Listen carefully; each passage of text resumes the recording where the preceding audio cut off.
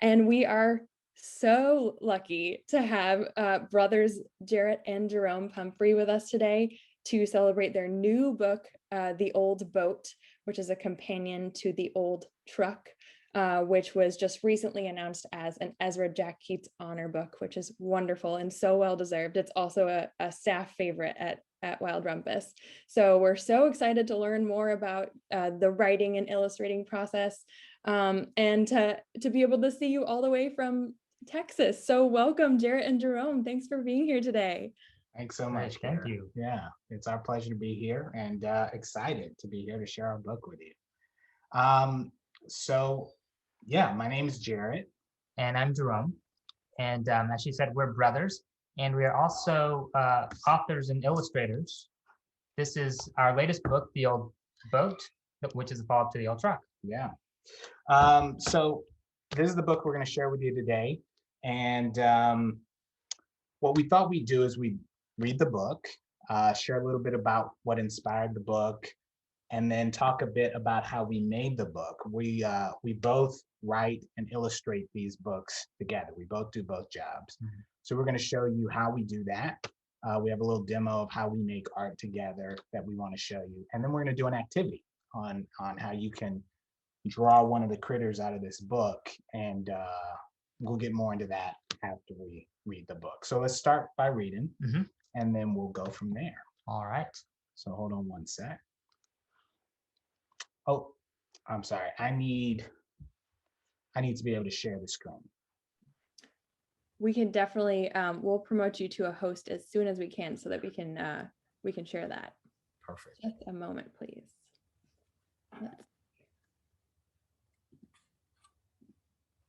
Okay, it looks like you should be a co-host now. You want to try sharing again? Yep. Yeah, that's perfect. Awesome. Okay, thank you. All right. Okay, The Old Boat.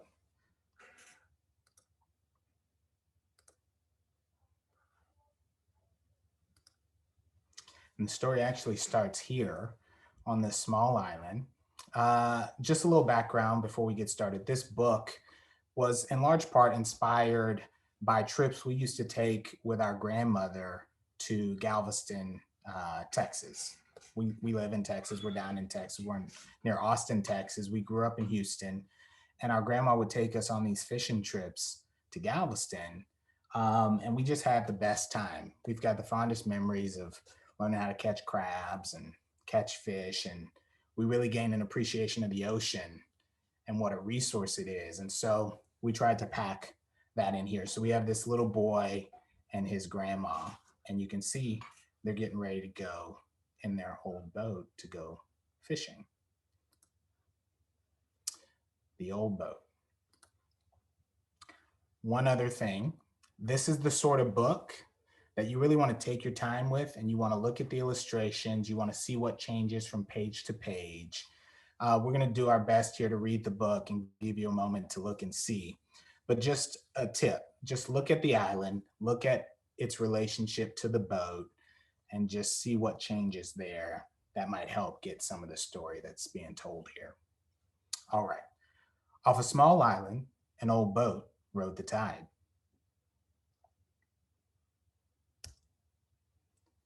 First shallow,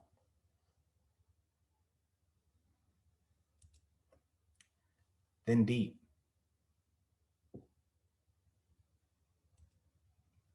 then deeper.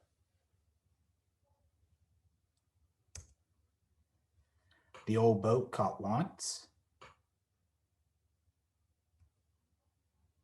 and wishes, waves, and wonders.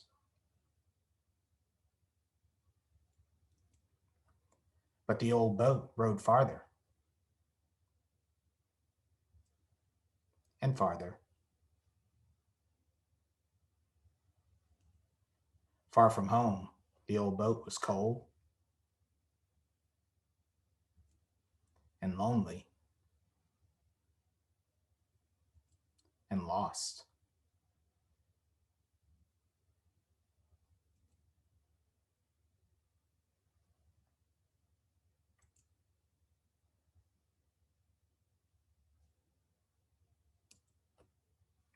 On a small island, a new sailor turned the tide. First shallow,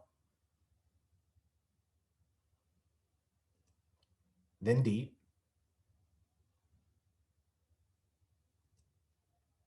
then deeper.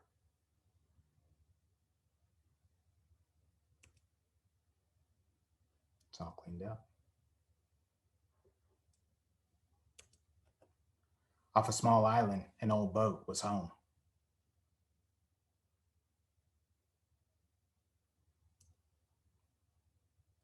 And that's the end.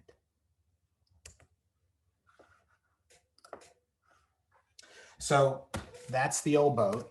You can see it has some similarities to the old truck in the way we told the story, if you've read the old truck. But we tried to make it its own book. Instead, in the old truck, I'm not going to try, I don't want to spoil it if you haven't read it, but just so you have some point of reference. In the old truck, the truck grows old and then it gets restored and it's new again at the end. In the old boat, as the boat grows old, it transforms into an artificial reef. Yeah, at the end. So this book is really about restoration, is how we look at it, making something new again that was once that's grown old and become no longer useful, making it useful again as what it was. This is finding use in something that was once one thing and is now a new thing. It becomes a reef. It becomes a home to fish in the sea. And so it's a special book. Like I said, it was inspired by our trips to Galveston with our grandmother. We really love the ocean. We love wildlife. And yeah, this is our kind of our tribute to that and to home and caring for home and what home means. Now, the way we wrote this book and made the pictures is we both did the jobs, right? We both wrote the words. We both made the pictures, like I mentioned. And to make the pictures, we used stamps, foam stamps specifically. Right. So we made more than, what was it, 300? More than 300. More than 300 stamps to make all the images in the book. Some are big, like this whale. And then what we do is, once we have the stamps. Yeah, then we make prints. So this is like the prints. These were, for instance, the trees that were on the island. Yeah. So, I mean, you see each tree was a unique stamp. So that's kind of how we get up to that number of 300 pretty quickly. Yeah, every one of those trees was a stamp. And so we make them in black ink on prints, and then we scan them into the computer and we put together the pictures with all the stamps. We try not to do anything in the computer that we couldn't do on paper with stamps. That's one of the rules. We set certain rules for ourselves when we're working so we can make sure we get the same results every time. And so that's one of the rules. Try not to do anything in the computer that we couldn't do on paper, but computers make things a lot easier. So a lot more efficient. Things can go faster. So that's how we work that way. But what we thought we'd do is we'd show you a video we made of how we use stamps to make art that was inspired by this book. Now, in this book, there's a scene. It's maybe my favorite spread in the book. Where is it? Where the truck gets covered in snow. Now, we're down in Texas. We don't get a whole lot of snow all the time. This year, we got more snow, I think, than ever before. Yeah, or at least in our lifetime. In our lifetime. It was pretty magical at first, and then not so much. And so if you're in an area that gets a lot of snow, good job figuring out how to live through that. But we made a piece of art, though, that was based on that picture in the book. And I'm going to show you how we did that now. We have a video here. Hold on one sec.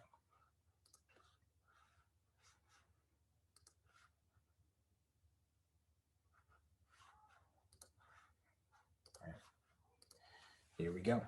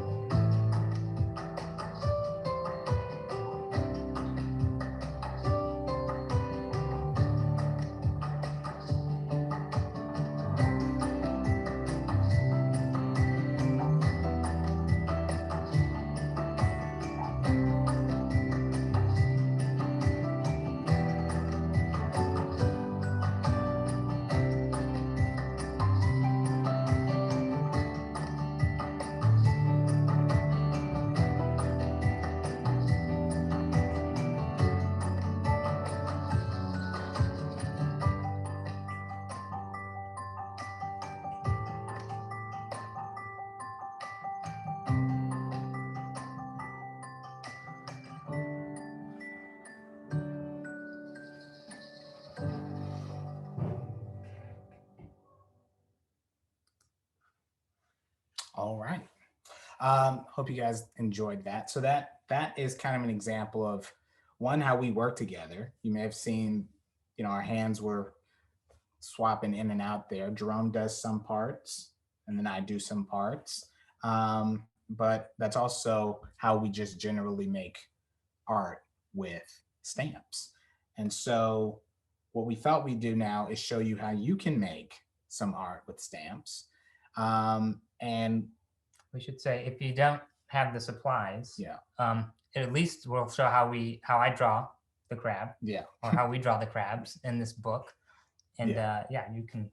yeah. So show what we were thinking we'd do here is we're going to show you this guy right here, this crab, how to make a crab, and we're going to show you how to draw it and then how to turn it into a stamp. So, and we're going to show you what supplies we use. And so, if at some point down the road you want to go to the craft store or get your parents to go to the craft store and pick up some supplies to make some stamps, you'll know how to make a crab.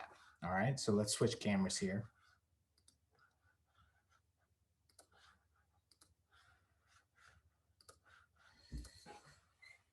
Okay, there we go. So to start, I'm going to just run you through the supplies that we use. Now, we make foam stamps. This is how we make all the stamps we use in our books. We use this craft foam here. You can get this at any hobby store, any art supply store will have this. And then this is foam core. We make our stamp on this and we glue it onto this. So we have a stamp that we can press on. Okay, so you'll need these supplies. For now, if you don't have this, you can just grab a piece of paper and you can follow along with that. You're gonna need some glue, just a regular glue stick will work, some markers. We're gonna draw our crab with this to start with. And then you saw in that video, we also use markers when we make art. So we're gonna use some markers to add some elements to our drawing after we make our stamp.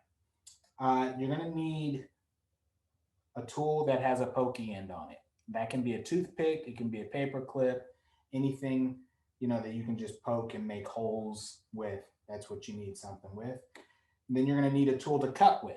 Now, we usually use one of these X-Acto knives, but this can be a little dangerous. So you can also work with scissors, big scissors or small scissors.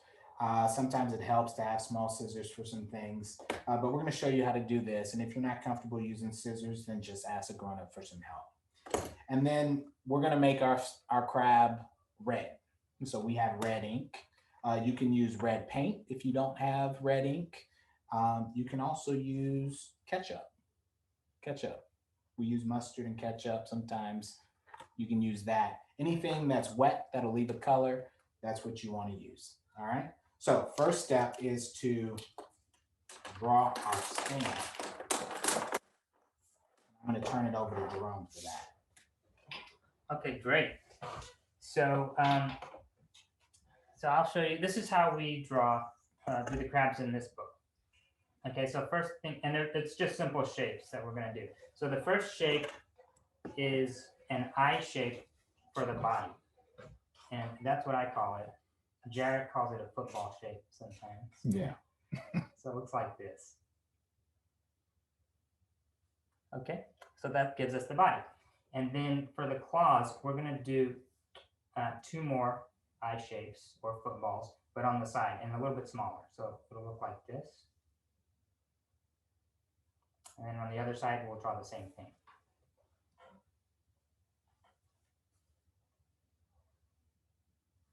Something like that. Now for the eyes, I draw just some simple square shapes on the top of the head. So like this. Goes one eye, and there goes the other one. And then for the legs, we're just going to do some triangles coming off the bottom. And we're going to do 2 on each side. Now I know a crab has 10 legs, including the claws, but from the front, I think, this is enough that you can see. And that is the basic shape of this. So now we're going to add some details, but that part is part of cutting out the stamp. So I'm going to let Jarrett do that. Great. Okay. So once you got the basic drawing of your crab, get your scissors and you cut it out. Now, one thing to just keep in mind is you're not trying to make it perfect. You're just trying to cut it out as best you can. You follow the line and, it's going to look how it's going to look in the end. I promise you my crab is not going to be perfect, and I don't necessarily want it to be perfect. We actually find that when we make foam stamps, they look better when they're not exactly perfect. That's part of the reason we chose to work with foam, is they get a little rough around the edges and they have a certain character that we like to see. So you just do your best, follow the line. The legs can be tricky, but just do your best.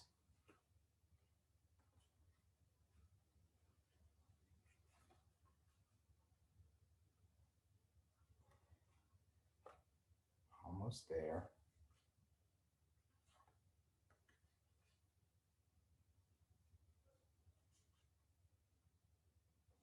There we go.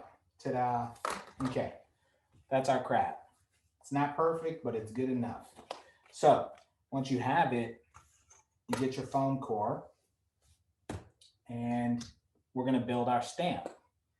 Like our glue stick, put some glue on there like that. And then you take your stamp and put it down like that, okay? A tip here is when you make a stamp, the stamp is always going to be the reverse of what you put down on paper. Now, this guy looks good either way, so it doesn't make that much difference, but just so you know, if you make something else and you want it to look a certain way on the paper, flip it over and put it on your phone like this, okay? Now, then we need our little pokey thing. Here you go. pokey tool, okay? Again, this could be a toothpick or whatever, but this is our tool to put details into our stamp. So a crab has eyeballs, so we're gonna add an eyeball over here first. You just poke it in there and move it around, just like that. And then another one over here.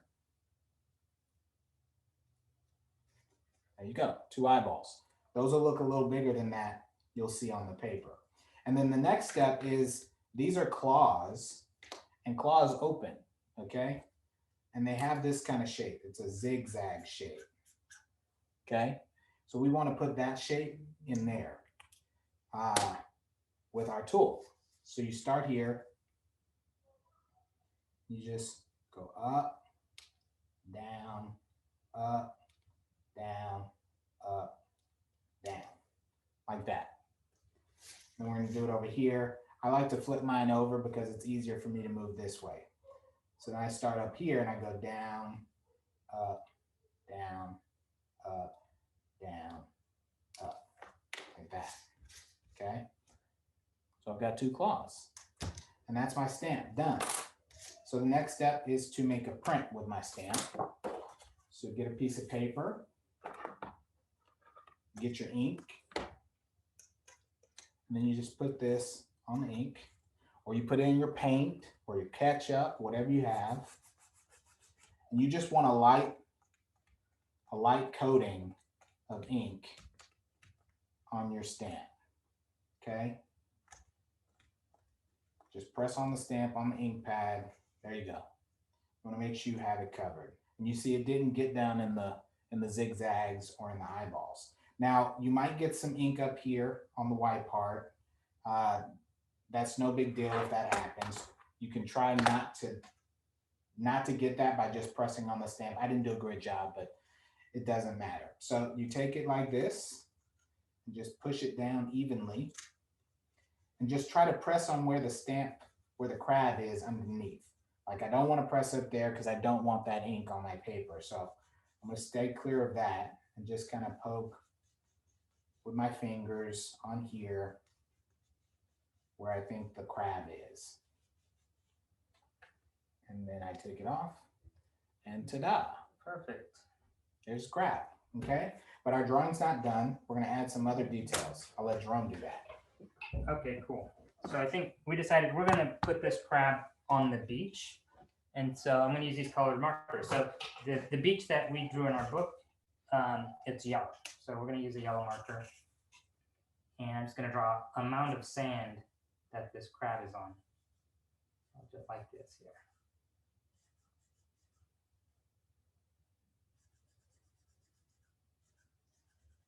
Okay. And yeah, in the book, we actually used a really big stamp to make the sand, but this is just for fun. And I think we can make it look kind of similar.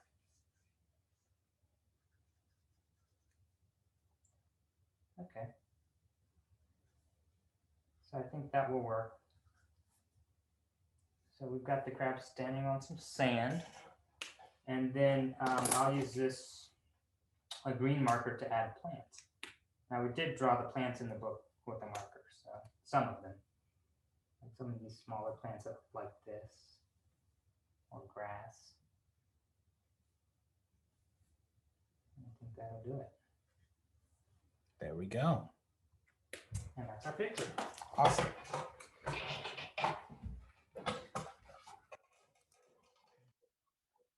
Okay, so there's a crab. That's how you make a stamp. All right, it doesn't have to be a crab. If you have something else you want to make a stamp of, a unicorn or a shark, whatever you want to imagine, you can make into a stamp with those supplies. Super easy, and we love it. We love seeing stamps other people make, and we hope you'll share them online, and so we can see them. Share them with Wild Rumpus, and then we'd be able to find them. Okay. But that's what we have for you. We hope you all enjoyed it, and we'd love to take some questions now. We love questions. We love to try to answer them as best we can. So fire away, please. Kara, if you want to come back, there she is. Amazing. That was so cool to watch. And thank you for inviting us virtually into your studio. It's such an exciting part of virtual events that we get to see really you in your space and in your element. Oh, thank you. Yeah, a lot of fun. Yeah. So let's Yes. get some questions, huh? Yes, absolutely. So one of the first questions from the audience is, how do you color the art? And I think seeing that process, I'm interested in the layering too of your colors. Yeah. So if you're talking about For our this, book, yeah. So we start off with black and white, and the reason we do black and white is it's got a really good contrast. That means that the image shows up very well on the paper. And that's great for when we do put it in the computer. So in the computer, we use software. So we use a program. We use Photoshop to select the colors that we want the stamps to be. That's how we select our final colors. Yeah. And so we just convert the black to those colors once we have it in place. And that's how we color it for the book. Now, when we're working on other things like this, we just use markers. We use inks like this. We have tubes of ink over there. Here's a sea turtle we made. You know, we use colors however we can mix them up and make them. But yeah. Yeah, for the books, the images are more complex and there may be revisions. So we found it efficient to work digitally. Yeah.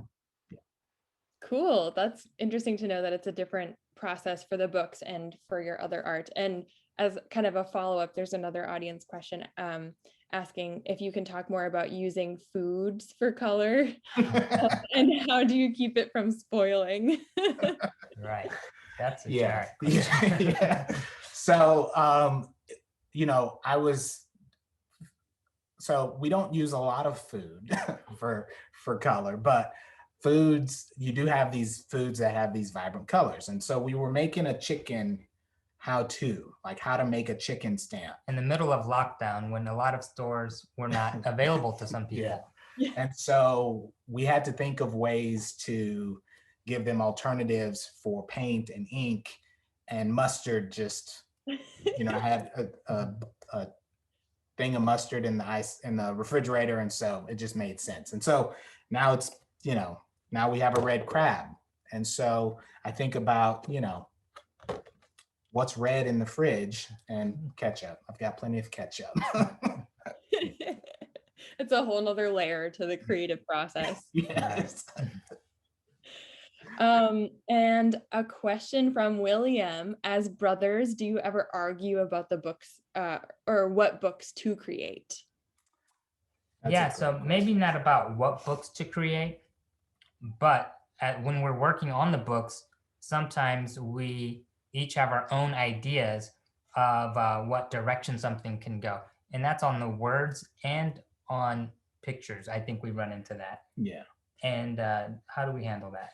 Yeah. So, being brothers, I think there are certain advantages to it than collaborating with someone else, right? So if Jerome doesn't like something that I draw, he's a better illustrator than I am. And so sometimes I'll draw something and it won't be exactly right. He can tell me that in a way that only a brother could tell another brother. Whereas he might not be as open with coworkers, with a coworker or another colleague. And then I don't get my feelings hurt either, because I know he's my brother and I know what he's saying. So, that's a huge advantage. But sometimes we have to just agree that, on this one, you're right. On the next one, though, I'm right. And so compromise, basically. We compromise. We take turns on who gets to call the shot. And that's just how we've learned to work together. We've been doing this a long time. We've been making stuff together since we were very small.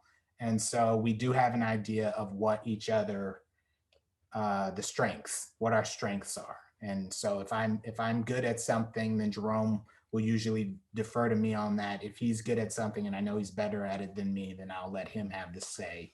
And so we've just really learned to work together. Sure. Yeah. I would agree with that. And not to go on this too much, but I think, so the first book was The Old Truck. I think we had more headbutting on that than we did on the follow-up for The Old Boat. And then the third one that we just did was like super smooth. I think we're getting better at working together. Yeah. That's a good trend. Yeah.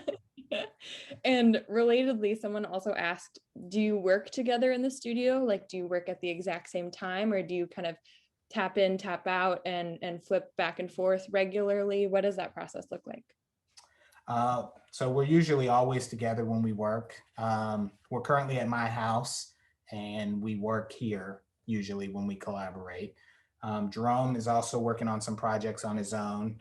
And so if I can help do some of the work here so he can focus on that, then I'll do some of that kind of work. But usually the creative part of the process is done together. We sit at the computer together when we write, or usually one of us is pacing around the room talking about something and the other one's working on the computer and just jotting it down.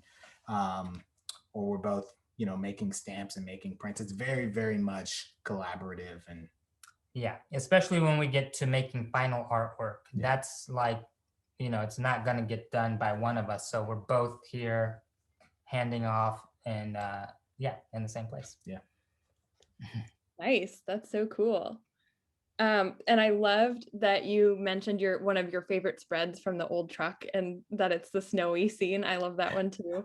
And Yeah. someone in the audience asked, what are your favorite pages or spreads from The Old Boat? Well, I'll share mine. My favorite is this spread right here.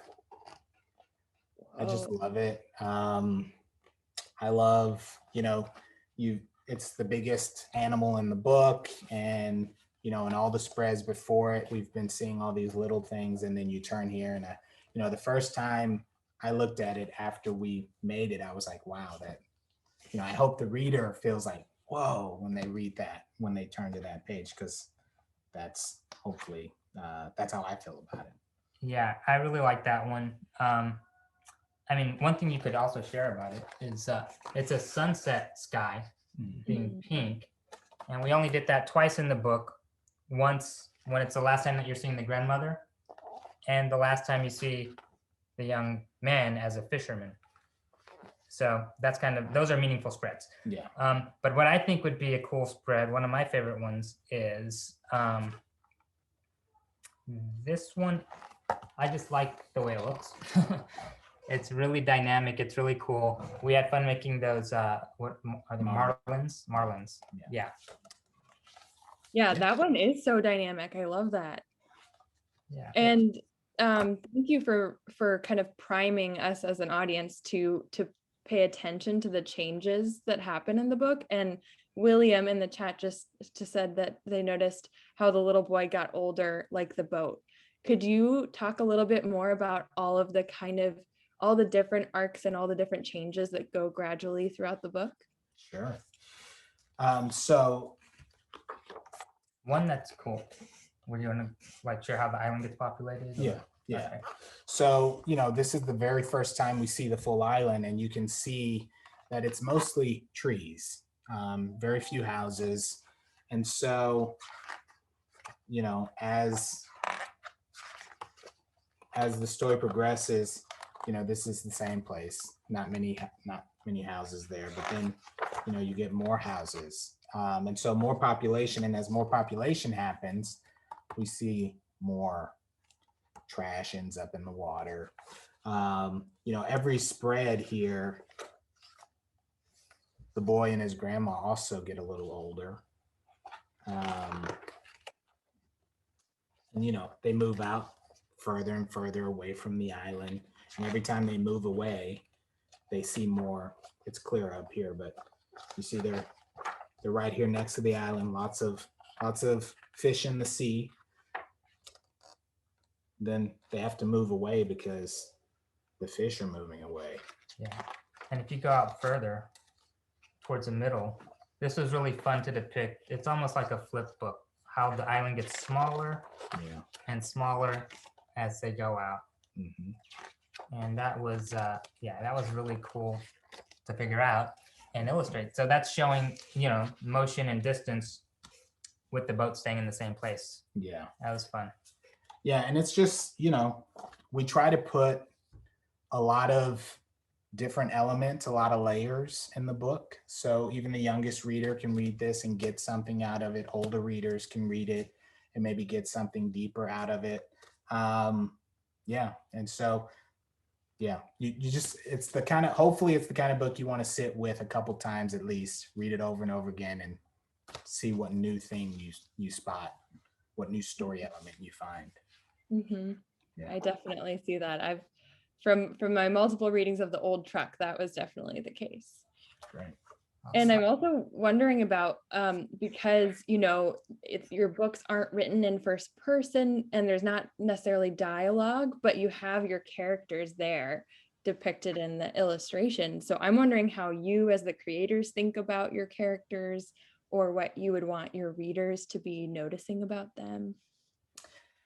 Yeah, so I would say the characters in the books are mostly inspired by our family and by our, the people we've known in our lives. That's kind of how we try to represent them. These stories are certainly told from, at least in part from the perspective of, a truck or a boat and what's happening, but we try to show also the experience of the families and how they sort of mirror what those vehicles are going through as the story goes on. What do you think? Yeah, I think that's great. I mean, one thing that you'll see in the old truck, for instance, it says on a small farm, an old truck worked hard. And clearly the family's working hard and the young girl is working hard. So it's sort of it's a voice for the boat or the truck and for the main character, which that's something that, I enjoy seeing that I kind of give that to Jarrett a little bit, or give him credit on that. Yeah. I mean, there's no dialogue in there, but hopefully the book can be viewed as both the story for an old truck or the boat, and also the people that are living their lives alongside these things. Right. Yeah. Yeah. Definitely. That's awesome too. We especially love it at Wild Rumpus. We have a specific section that's just devoted to vehicles, all about vehicles. So we love that we can have both of these books as celebrating boats and celebrating trucks, and with a lot of deeper themes in there too. That's great. So another sweet question from the audience is, does your grandma like the books? Yeah. She loves it. We got an early copy of The Old Boat just before Christmas. So we were able to give it to our grandmother as a Christmas present because the dedication on The Old Boat says, "For our grandparents, Gertie and her sweet WJ, and Jimmy and his Georgia May, thank you for fighting the tide and for the old boat." And so she was extremely moved by that. And she loves books. I think she would she's biased, obviously, but but she's thrilled with them. She'd like anything we made. But, like I said, it was like those memories we have with her are very fond memories. And, we lost our grandfather when we were pretty young, but he was always sort of there in our lives growing up, because she just, he was always there. I don't know how else to say it. Sure. Even after he passed away. So, she was really moved by it, and we're happy. I'm thrilled we could do that for her. Yeah. That's so wonderful. Yeah. And you mentioned that you have another book that is not yet out in the world, but that you've been creating. What can you tell us about your next book and plans for other future books? Sure. So the next book comes out next spring. It's also from Norton Young Readers. Yep. it's not about an old vehicle. Yeah. No, we can't go in the vehicle section. You can't go in the vehicle section. It could maybe go, do you have an animal section? Well, we do have lots of animals. Yes. Yeah. it's So I don't know if you can tell what that is. It's an alligator. I'll just. Yeah, Oh, yes. big alligator stamp. So it's about some critters that are trying to find their way through a bayou, and they encounter this gator. And that's pretty much all we'll say for now. But some funny things happen. Hopefully, people find it funny. We thought it was funny. Yeah. Yeah, and so it's going to be a bit of a change for us, but sort of still stylistically, at least aesthetically, similar to the other books. We made it with stamps and very limited color palette. And yeah, that comes out next year. And then after that, we've got other books that we're currently working on. Nothing is done yet, but we're doing some chapter books. We're doing an early reader. And then we've got another picture book coming after all of that. That is so exciting that you're doing some older books too. I mean, I love picture books, but I'm so curious about having some kind of illustrated. Will they be illustrated, your chapter and early readers? Yes. They are. Yeah. We can't wait till we can share more about those. None of that has been announced yet, so it's hard to say anything about it. But yeah, we're excited about it. Yeah. They're coming. Yeah, we are working on them as we speak. So yeah. That's awesome. Yes. Yeah. Okay, that's so exciting. And another question from the audience is, what's your favorite book that you didn't write? What favorite book do you have out there in the world? Oh, that's a great question. My favorite is always changing.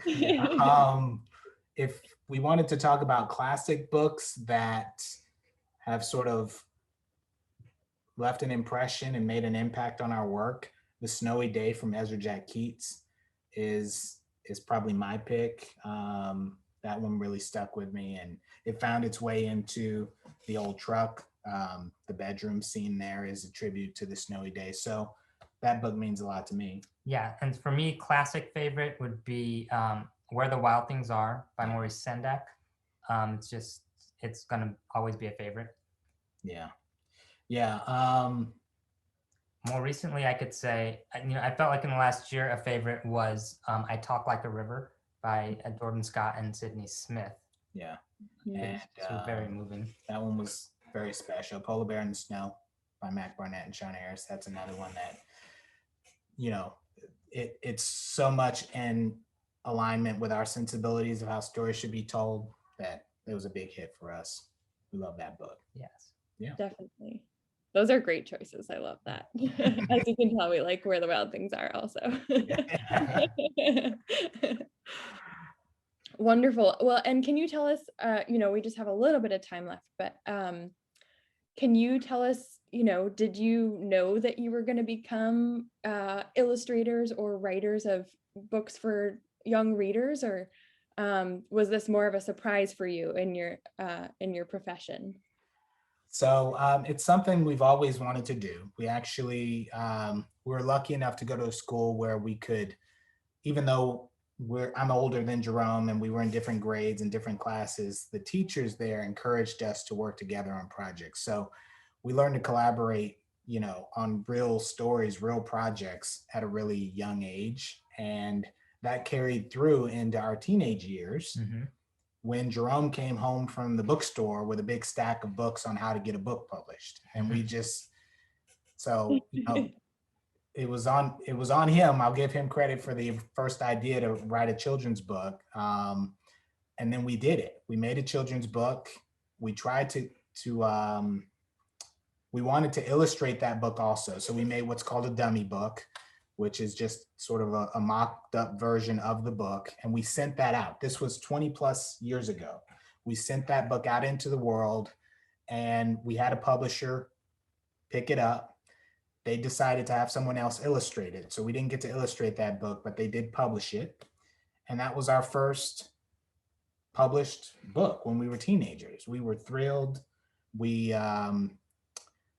we thought it was a big deal. It was a big deal to us. That was super exciting. Super exciting. I think our expectations for that first picture book were much higher than, reality. We thought we would never, we thought we were going to be authors and we would earn a living off that one picture book and never have to make another book. And that didn't happen. So we ended up getting jobs, and Jerome ended up at the Walt Disney Company after, his career. My career was more towards entrepreneurial efforts. I had a couple companies, and I ended up with a company that I transitioned out of. I sold that company. So the timing was perfect for us to sort of come back, circle all the way back, and try to do another book together. This was, again, after 20 years. And the old truck is what kind of came out of that. So it's been a long journey. I think we learned so much, though, over that time. I wouldn't have traded it for anything, because the book we made 20 years after that first book is dramatically different and the better for it, I think. Yeah, and I agree with everything. I think it wasn't a surprise that we ended up here, but the fact that everything worked out so that we could collaborate again, that sort of came from nowhere. It was just a very happy circumstance. Yeah. And some perseverance. Yeah. Yes. Definitely. Yeah. That's so cool to hear your story about how you looped back around to your creative life. Yeah. Yes. Yeah. Super happy now. Things are going great. Yeah. That's awesome. Someone from the audience is also very much wondering, do you have other siblings? And if so, do you ever do creative things with your other siblings as well? We do. Yeah. So we have two other brothers. I have a twin brother. What? And we have a younger brother. Our younger brother, we work on projects with him from time to time. He's a filmmaker, and I've helped him make a couple. We recently wrote lyrics for a song for one of his films, for one of his short film projects. So yeah, we collaborate on some smaller things. Hopefully, we get to do some bigger things with him. And then when here's a funny story. Growing up, we were all in a country band together. My dad had this crazy idea that we were going to be the next Jackson 5, but in country. And so we all played different musical instruments, and we had a country band. So yeah. That is so awesome. What instruments did you play? I play drums, piano, yeah, or keyboard. And my twin was on bass, and then we tried to get Eric, the youngest, to play the violin, but he wasn't having it. Can't force it. Would any of you sing? Would you create lyrics for your own songs? Yeah, we had some songs, and we were a real band for a little bit, but it didn't work out, maybe, fortunately. Still a great creative exercise with the whole family. Yeah. That's awesome. Well, so I think as our last question, I'm wondering if you could share with our young readers and out there today, if you have any advice for kind of aspiring authors or illustrators. Yeah. So how about I'll take those aspiring authors.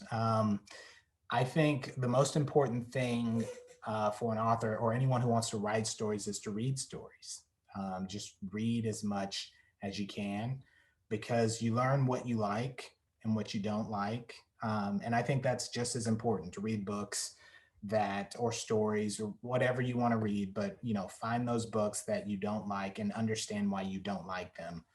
And then find books that you love and read those as well, of course, but just read.